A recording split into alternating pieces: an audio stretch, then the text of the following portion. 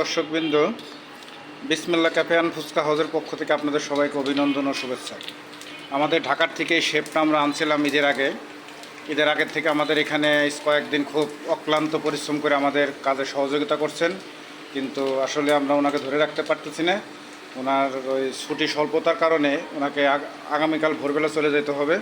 হয়তো আপনারা এই শেফের হাতে রান্নাটা আগামী কোরবানি ঈদে আবার খাইতে পারবেন। ততদিন আপনারা এই শেফের জন্য অপেক্ষা করুন। আর বিসমিল্লাহ ক্যাফের মানে শেফটা ঢাকা থেকে আগত। আমরা ঢাকা থেকে প্রতি ঈদে শুধুমাত্র আমরা তাকে স্পেশালিভাবে নিয়ে আসি। আমরা তার হাতের একটা আলাদা জাদু আছে। তা ধন্যবাদ সবাইকে। দেখা হবে আগামী কুরবানি ঈদে। ধন্যবাদ। আপনি কিছু বলেন। ধন্যবাদ, আপনাকে অসংখ্য ধন্যবাদ এবং এর নামে এরকম একটা ব্রিফিং দেওয়ার জন্য। ইনশাআল্লাহ আল্লাহ বাসায় রাখলে আপনাদের সামনে আবার কুরবানি ঈদে দেখা হবে। আল্লাহ হাফেজ, আসসালামু আলাইকুম।